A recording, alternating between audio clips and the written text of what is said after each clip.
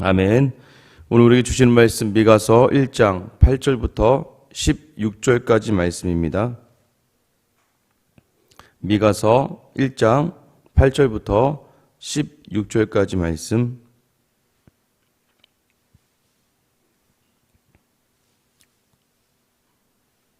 미가서 1장 8절로 16절 우리 같이 한번 읽겠습니다. 이러므로 내가 애통하며 애곡하고 벌거벗은 몸으로 행하며 들깨같이 애곡하고 타조같이 애통하리니 이는 그 상처는 고칠 수 없고 그것이 유다까지도 이르고 내 백성의 성문 곧 예루살렘에도 미쳤음이니라. 가드에 알리지 말며 도무지 울지 말지어다. 내가 베들레아브라에서 티끌에 굴렀도다. 사별주민아 너는 벗은 몸에 수치를 무릅쓰고 나갈지어다. 사안한 주민은 나오지 못하고 베데셀이 애국하여 너희에게 어찌할 곳이 없게 하리라. 마롯 주민이 근심 중에 복을 바라니 이는 재앙이 여호와께로 말미암아 예루살렘 성문에 임함이니이다. 라기스 주민아 너는 준마의 병거를 메울지어라. 라기스는 딸 시온의 죄의 근본이니 이는 이스라엘의 허물이 내게서 보였음이니라. 이러므로 너는 가드 모레셋에 작별하는 예물을 줄지어다. 악십의 집들이 이스라엘 왕들을 속이리라. 마레사 주민아 내가 장차 너를 소유할 자로 내게 이르게 하리니 이스라엘의 영광이 아둘람까지 이를 것이라. 너는 내 기뻐하는 자식으로 인하여 내 머리털을 깎아 대머리 같게 할지어다. 내 머리가 크게 벗어지게 하기를 독수리 같게 할지어다. 이는 그들이 사로잡혀 너를 떠났음이라. 아멘. 할렐루야. 우리가 종종 이런 얘기 많이 듣죠. 복권에 당첨되고도 망했다 하는 사람들 이야기를 많이 듣습니다. 이제 어제 이렇게 인터넷을 보다 보니까 2002년에 3억 1,500만 달러, 우리나라 돈으로 한 3천억이 넘는 돈을 이제 복권에 당첨된 잭 위테커라는 사람이 있더라고요. 근데 그 사람이 이제 복권에 당첨되고 나서는 굉장히 카우보이 차림으로 나와서 굉장히 자기가 이제 큰 행운이 따랐다라고 이야기하는데요. 무려 3천억을 5년 만에 다 날려버렸다고 합니다. 음주운전을 하게 되고 또 이제 강도와 강간, 돈이 있으면서도 계속해서 그러면서 소송이 진행되면서 그에게 있었던 모든 돈이 다 없어졌다고 이야기해요. 그리고 특별히 17살 된 손녀가 이제 마약 중독으로 사망까지 하게 된 사건에 이르게 되었다고 합니다.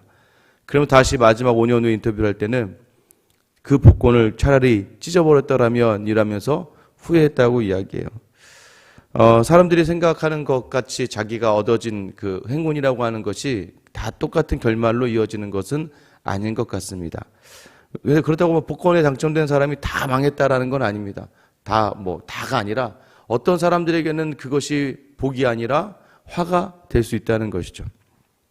하나님의 백성에게도 마찬가지였어요. 가나안의 그 풍성함, 그 놀라운 축복이 그들의 죄의 잔재들, 그들이 향하였던 죄의 모습들, 악의 형태로 인하여서 결국 그 풍성함을 누리지 못하고 오히려 가나안의 풍성함으로 말미암아 세상의 신인 바알과 아세라를 섬기게 되고 또는 다른 큰 세력들에게 의지하게 되면서 결국엔 세상을 알아가는 과정으로 그것이 바뀌어지면서 유다와 이스라엘의 멸망을 가져오게 된 것이죠. 그래서 성도들에게도 중요한 것이 있습니다. 이 땅을 살아가면서 우리가 어떠한 마음가짐으로 우리에게 허락된 복을 누려야 되는가, 어떠한 자세와 태도를 가지고 있어야 되는가, 이것은 굉장히 중요하다는 거예요. 내게 주어진 줄도 모르고 복인 줄도 모르고 누리지 못하는 사람이 있는가 하면 때로는 아무런 정말 황폐한 사막에서 샘물 하나와 같은 그것으로 말미암아 감사를 누리며 풍족해 하는 삶을 살아가는 사람도 있다는 것이죠. 오늘 이스라엘은 가나안의 그 풍성함 가운데 하나님을 잊고 하나님을 떠나면서 이 미가 선지자, 아직 멸망당하기 한참 전인데도 불구하고 이미 아하스 왕과 요담과 히스기야 시대를 거쳤던 이 미가 선지자는 눈물로써 마음 아파하면서 이 사마리아, 북이스라엘의 멸망과 남유다의 멸망을 선포할 수밖에 없는 상황에 이르게 되죠. 8절 말씀 보세요. 이러므로 내가 애통하며 애곡하고 벌거벗은 몸으로 행하며 들깨같이 애곡하고 타조같이 애통하리니 이는 그 상처는 고칠 수 없고 그것이 유다까지도 이르고 내 백성의 성문 곧 예루살렘에도 미쳤음이니라. 여러분, 제가 누누이 이야기하지만 죄의 싹에 대한 사망은 우리에겐 영생으로 이미 해결이 됐습니다. 예수님이 이미 다 안고 가셨어요. 근데 문제는 무엇입니까? 그래도 우리 안에 죄의 상처가 남게 된다는 걸 알아야 된다는 거예요. 그래서 여러분, 우리가 두렵고 떨림으로 하루를 살아가야 될 이유가 있고요. 그 순간순간에 하나님을 건져 올려야 될 이유가 무엇이냐면, 그 순간의 악에 대해서도 하나님은 심판하셔야 된다는 거예요. 하나님 얘기하잖아요. 오늘 이스라엘 백성을 향하여서도 마찬가지예요. 이스라엘 백성이 행하였던 그 죄와 악에 대해서만큼은 하나님이 미워하시는 거예요. 왜 미워하실까요? 그 죄와 악이 하나님의 자리를 대신하고 있으니까. 그래서 그것이 있으면 어떻게 하나님이 우리 안에 오실 수가 없는 거예요. 그래서 하나님은 그 죄와 악을 도말을 시켜버리기를 원하시는 거예요. 근데 그것을 도말하는 과정이 아픔과 고통의 과정이 있을 수밖에 없습니다. 왜 인간에게 죽음이 허락되어졌습니까? 아담의 원죄, 죄악 때문이에요. 이 죄는요, 인간의 말로 할 수 없는 고통과 아픔을 주게 됩니다. 그래서 우리가 알아야 될 것은 무엇이냐면, 항상 우리의 삶 가운데에서 우리가 짓는, 알고 짓던, 모르고 짓던 그 죄의 흔적이 남게 된다는 것을 기억해야 된다는 거예요. 그래서 아까 두렵고 떨림으로 내 자리의 삶에 대해서 경각심을 가지고 살아가지 않으면 우리는 쉽게 죄에 노출되고 죄에 쉽게 유혹되고 현혹될 수밖에 없는 연약한 존재라는 것을 알아야 하는 것이죠. 그런데 문제는 이러한 일들을 바라보면서 어떠한 자세로 우리가 이것을 바라봐야 되느냐라고 하는 것입니다. 어떻게 바라보고 있습니까? 요즘에는 많은 사람들이 코로나 사태를 겪으면서 다들 이렇게 이야기합니다. 다들 다른 사람 탓을 하는 거예요. 그렇지 않습니까? 저도 그러고 있더라고요. 저도 식당에서 밥을 먹고 있으면서, 그죠? 어제는 이제 800명, 오늘은 800명 이게 나오죠. 800명이 나온다는데 저도 가끔 식당에서 밥을 먹거든요. 식당에서 밥 먹으면서도 뭐라고 얘기해요? 아이고, 사람들이 이렇게 참 나돌아다녀요. 라고 얘기하는 건 저도 그렇다는 거예요. 저도 밖에 가서 뭐 사람들을 만날 수도 있고, 식당에서 식사하면서도 야, 700명 나왔는데도 불구하고 왜 이렇게 사람들이 돌아다니는지 모르겠어. 왜 이렇게 어디 이렇게 다니는지 모르겠어. 라고 이야기하는 건 저도 마찬가지라는 것이죠. 그러나 여러분, 하나님의 사람은 어떻게 해야 된다는 거예요? 선지자적인 자세와 삶의 태도를 가진 사람은요, 이것을 오늘 미가가 이야기하는 것처럼 애통하고 애곡하고 벌거벗은 몸으로 애통하리라 라고 이야기해야 되는, 결국 자신의 애통으로 담아내야 된다는 걸 이야기하는 거예요.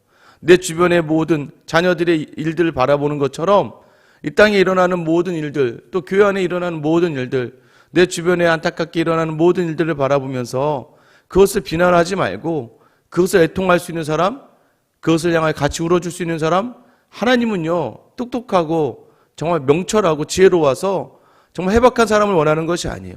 하나님은 하나님의 마음을 담아서 함께 그 공동체를 위해서 울어줄 수 있는 사람을 하나님이 택하시는 거예요. 선지자의 그 삶들을 돌아보세요. 여러분, 얼마나 비참하고 얼마나 힘들고 얼마나 지치겠습니까? 이스라엘의 멸망을 이야기해야 되는 그 심정을 여러분 어떻게 헤아릴 수 있겠어요? 자기 민족이 하나님으로부터 버림받았다는 선포를 해야 되고, 그 민족을 통하여서 하나님 심판이 있겠다는 것을 이야기해야 되는 그 선지자들의 마음은요, 찢어질 듯 아팠습니다. 미가뿐만 아니죠. 예레미야도 마찬가지예요. 예레미야도 눈물로 그것을 못하겠다고 이야기합니다. 에스겔도 하나님이 그 포로로 끌려왔던 그 바벨론의 포로들에게 그 심판이 너희 때문이다라고 이야기하는 그 말대로 할 수가 없는 거죠. 그럼에도 불구하고 하나님은 하라고 이야기하세요. 왜요? 지금이라도 늦지 않았으니까. 지금이라도 다시 하나님께로 돌아오기를 바라시는 하나님의 간절한 마음을 담아 이 사람들을 도구 삼으시는데, 그래서 선지자적 삶을 살아가는 사람들은 굉장히 힘이 들 수밖에 없어요. 왜요? 함께 울어줘야 되기 때문이지만, 울지면 어떻게 해요? 또 심판을 선포해야 되기 때문입니다. 그 마음이 얼마나 미워지겠습니까? 저는 한국교회 목회자들과, 특별히 목회자들만 그러겠습니까마는, 우리 교회 모든 교회 성도들이요, 이런 마음을 가지고 있어야 돼요. 지금 코로나 때를 돌아보면서 아파하고 힘들어하고, 뉴스를 보면서도 여러분 마찬가지입니다. 야, 저런 자식은 죽여야 돼. 야, 저런 걸 왜 살려도, 저런 걸 가만두면 돼. 여러분, 한 사람이 가해자가 되기 위해서 그가 받았던 많은 피해들을 생각해 볼 수 있는 그런 여유가 그런 넉넉함이 좀 있어야 됩니다. 여러분, 피해받지 않은 가해자가 어디 있습니까? 정상적인 가정에서 정상적인 교육을 받고 어머니 아버지의 사랑을 받고 주변 공동체로부터 인정을 받았던 사람이 삐뚤어질 수 있겠습니까? 아니에요. 자라나면서 어딘가에 불완전한 가정에서 자라게 되고 어딘가는 부족한 가정에서 있게 되고 어떻게 잘못해서 잘못된 친구들과 어울리게 되고 실수로 어울리게 되고 한 번의 잘못된 선택으로 말미암아 인생이 휘둘러진 많은 사람들이 있어요. 그런 사람들이 정신병이 걸리게 되고 또 그런 사람들이 사회에 대한 비판과 불평 속에서 악한 일들을 행하게 되는데 여러분 누구 잘못을 해야 됩니까? 이 땅을 변화시키고 이 땅이 빛과 소금이 되겠다고 하던 우리의 모습 속에서는 나라와 민족과 주변의 여러 가지 아픔과 상황들을 돌아보지 않고 오히려 비난하고 손가락질하고 저런 것들은 다 죽어야 돼, 저런 것들은 살려놓으면 안 되라고 이야기하고 있는 우리는 어쩌면 우리는 이 책임이 다 나와 전혀 상관없다고 생각하는 그러한 사람이라고 생각하는 것이죠. 그러나 그렇지 않아요. 하나님의 사람들에게는 전부 다 하나님 주신 소명이 있고 사명이 있고 말씀이 있고 예수 그리스도의 심장이 있어요. 그럼 이 땅의 아픔을 바라보며 그 아픔을 함께 동참할 수 있는 그런 선지자적 마음이 있어야 되는데 우리는 그러지 않다라는 것이죠. 우리는 그냥 눈에 일어나는 일로 말미암아 내 감정대로 쉽게 말을 하고 내 감정대로 말을 하고 말아요. 여러분 항상 우리가 기억해야 될 건 뭐예요? 사람 눈에 보이는 이면의 것을 볼 수 있어야 돼요. 그 이면의 모든 것들을 볼 수 있어요. 볼 수 없으면 함부로 판단해서는 안 되는 겁니다. 어떻게 한 인생을 10년, 20년, 30년, 40년, 50년, 60년, 70년 그 인생을 어떻게 내가 말 한마디로 평가하고 그것을 비판할 수 있겠어요? 여러분 많은 사람들이 그래요. 교회도 마찬가지예요. 나와 다른 사람을 바라보면서 다르다라는 관점으로 바라봐 줄 수 있어야 돼요. 왜요? 얼마나 힘들게 살았을까? 왜 이렇게 완고해지지? 저 사람은 왜 이렇게 완고해? 저 사람은 왜 이렇게 욕심이 많아? 자, 저 사람은 왜 이렇게 겁이 많고 이기적이야? 저 사람은 왜 저렇게 잘난 체하며 살아가? 여러분 그 잘난 체와 자랑과 교만과 이기적인 모든 그 모습 속 뒷면에는요 그 엄청난 상처가 많은 거예요. 그렇지 않습니까? 여러분 어떤 사람이 제일 무섭습니까? 저는요 저 같은 사람이 제일 안 무서운 사람입니다. 지금은 안 그렇지 막 소리 지르고 막 저도 막 욱하고 막 하거든요. 왜 그런 줄 아세요? 무서워서 그러는 거예요. 여러분 똥개들이 왜 소리를 지릅니까? 무서워서 가까이 오지 마! 가까이 오지 마! 소리를 지르는 게 똥개지 진짜 무서운 불독이나 도사기 그냥 으르렁 거리고 있다가 한 방에 물어버립니다. 그냥 와라 그랬죠. 내 지근거리까지만 와봐. 너는 확 물어버리고 가만히 있다가 사자가요 여러분 처음부터 뭐 우왕하지 않습니다. 딱 가까이 와서 자기가 사자 후를 발할 때 그 지근거리 속에서 그 소리를 듣고 꼼짝 못할 순간 잽싸게 가서 그들을 쳐버리는 거죠. 여러분 그런 사람들 교회 안에서의 많은 사람들 주변에 있는 사람들 보면서요 그 아픔과 그 뒤에 있을 그 연약함을 헤아려 줄 수 있어야 돼요. 제가 보니까 되게 웃기더라고요. 되게 무서워할 것 같은 많은 사람들 있잖아요. 신앙생활 하면서도 그렇습니다. 교회 안에서도요 와 저분 되게 무섭다. 와 무섭다. 그런데 꼭 그분의 아내나 그분과 관련된 누구 이야기를 들으면요 근데 저분이 참 마음이 여리다 이렇게 얘기를 많이 하세요. 아니 무서운 것 같은데 마음이 여리다. 왜 그럴까요? 그 안에 쌓아놓은 이것을 반항적인 심리로 반대적인 심리로 살고자 했던 의지가 담겨진 모습이 지금 나온다는 것이죠. 우리는요 알아야 됩니다. 다른 누군가의 아픔을 감싸 안을 수 있는 선지자적 삶이 있어야 된다는 거예요. 여러분 미가는요 굉장히 그런 이스라엘에 임한 심판을요 굉장히 문학적으로 해학적으로 풀어내기 시작합니다. 10절 말씀 보면은요 가드에 알리지 말아라 도무지 울지 말지어다. 가드는 블레셋의 가장 유명한 도시 중에 하나잖아요. 그러니까 가드에게 알리지 말라는 얘기는 뭘까요? 블레셋 사람들에게 우리의 심판을 이야기하면 그들이 우리를 조롱하고 비웃을 것이니까 그들에게 뭐 떠벌리지 말고 이야기하지 말고 그냥 너희는 울어라. 그냥 너희는 울지 말아라. 보이지 말라는 거예요. 부끄럽잖아요. 나를 또 조롱할 것이니까 그 슬픔과 애통 속에서 그 슬픔을 드러내지 말라는 거예요. 내가 베들레아브라에서 티끌에 굴렸도다. 여러분 베들레아브라라는 이름의 뜻은 먼지라는 뜻입니다. 먼지가 많은 곳에서 티끌에 내가 굴르게 되었다라는 표현을 미가가 굉장한 문학적인 표현을 담아서 하고 있는 거예요. 11절에 보세요. 사빌줌이나 너는 벗은 몸의 수치를 무릅쓰고 나갈지어다. 사빌이라는 이름의 뜻은 아름답다라는 거예요. 아름다운 이 몸이 수치를 당한다는 거예요. 아름다움의 모든 것들 가지고 있는 너희가 벗은 몸으로 수치 당하지만 그래도 나가라고 이야기해요. 사안한 주민은 나오지 못한다. 사안한의 이름의 뜻은 나가다라는 뜻이거든요. 근데 사안한 주민이나 나가야 될 자들은 나가지 못한다. 베데셀이 애국하며 너에게 의지할 곳이 없게 하리라. 에셀, 도움의 집, 베데셀이라고 하는 도움을 받는 곳이 결코 의지할 곳이 없게 된다라고 이야기하는 것이에요. 마롯 주민이 근심 중에 복을 바라니 이는 재앙이 여호와께로 말미암아 예루살렘 성문에 임함이니라. 마롯의 이름의 뜻은 고통입니다. 그러니까 너희는 고통밖에 없을 것이다.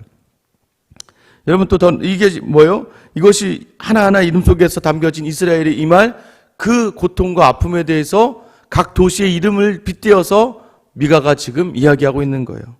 13절 라기스 주민아 너는 준마의 병거를 메울지어다. 라기스는 딸 시온의 죄의 근본이니 이는 이스라엘의 허물이 내게 보였음이니라. 라기스는요 이스라엘 안에서도 가장 강한 군사들이 모여있는 도시 성읍이었습니다. 근데 그곳에 다시 준마와 병거를 메우라고 하는 이야기는 뭐예요? 너희가 그처럼 보잘것없이 되었고 너희가 그 군마와 병사를 힘으로 하려고 했던 것들이 결국 딸 시온의 죄라는 거예요. 너희가 세상의 힘으로 채우려고 했던 것들 그게 전부 다 너희의 죄다. 그것이 너희의 허물이다라고 지금 미가가 선포하고 있는 것이죠. 14절 이러므로 너는 가드 모레셋에 작별하는 예물을 줄지어다. 모레셋이라는 뜻은 약혼하다라는 의미예요. 그러니까 모레셋이라는 곳이 미가의 고향이잖아요. 약혼을 해야 되는 곳에서 지금 작별하는 예물을 주라고 이야기하고 있는 거예요. 그럼 파혼이죠. 파혼을 선포하는 것을 빗대어서 이야기합니다. 악십의 집들이 이스라엘 왕들을 속이리라. 악십이라는 표현은 찾을 수가 없어요. 그러나 악잡이라고 하는 히브리어가 뭐냐면 속이다, 실망스럽다라는 표현이 있거든요. 그러니까 결국은 뭐예요? 이 악십이라는 도시에서는 이스라엘 왕들이 다 속아 넘어가고 그들이 다 그렇게 당할 것이다라고 이야기하는 것이죠. 이렇게 하나님께서 미가를 통해서 각 도시, 유다의 땅에 있는 도시들이 어떻게 점령당하고 어떻게 수치를 당하고 어떻게 아픔에 있을 것인지에 대해서 미가의 이런 문학적인 표현을 사용해서 낱낱이 고발합니다.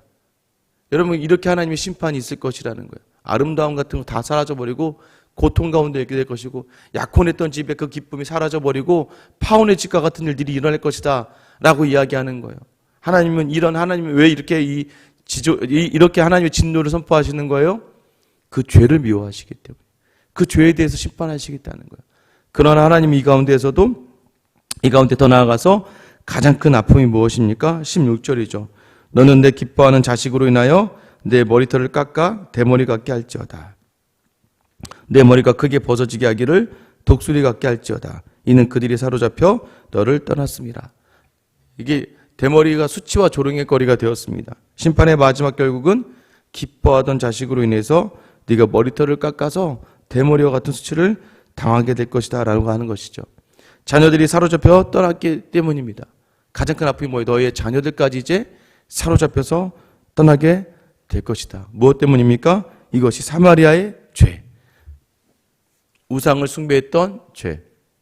하나님을 멀리하고 하나님을 대신하여 다른 것들, 세상의 힘으로 살아가려고 했던 그 죄의 끝은 결국 그 자녀로까지도 세상의 포로로 살아가게 하겠다라는 것이죠. 이것이 하나님의 심판의 선포입니다. 그런데 그 와중에 하나님께서는요, 심판만 선언하지는 않습니다. 15절 보시면 마레사 주민아 내가 장차 너를 소유할 자로 내게 이르게 하리니 이스라엘 영광이 아둘람까지 이를 것이라. 잠깐에 비춰지는 이러한 표현이지만 마레사라는 표현은 이제 소유하다라는 표현입니다. 이 모든 것을 하나님이 다시 소유하게 될 것이다 라고 하는 희망을 중간중간에 남겨놓게 됩니다. 여러분 아셔야 돼요. 하나님은요 우리의 죄를 너무나 싫어하십니다. 그러나 우리를 사랑하세요. 이 모든 심판 뒤에서 반드시 우리의 마음을 깨끗게 하신 다음에 우리 안에 들어오시기를 원하시는 분이세요. 아셔야 돼요. 결코 우리가 죄를 가지고 악을 가지고 하나님을 대면할 수 없습니다. 왜요? 하나님 오시면 우리가 죽어요. 하나님 그래서 우리에게 오시지 못해요. 우리 안에 우리에게 죄악을 도말시키시고 진멸시킨 상태에서 깨끗해된 그곳에 하나님의 임재가 있을 수 있는 거예요. 그래서 오늘 말씀이 선포되는 여러분에게도 계속해서 하나님은 돌아오기를 원하시는 거예요. 여호와 같은 이가 누구인가? 미가의 이름의 뜻이라고 말씀드리지 않았습니까? 여호와 같은 분은 없다. 주와 같은 분은 없다.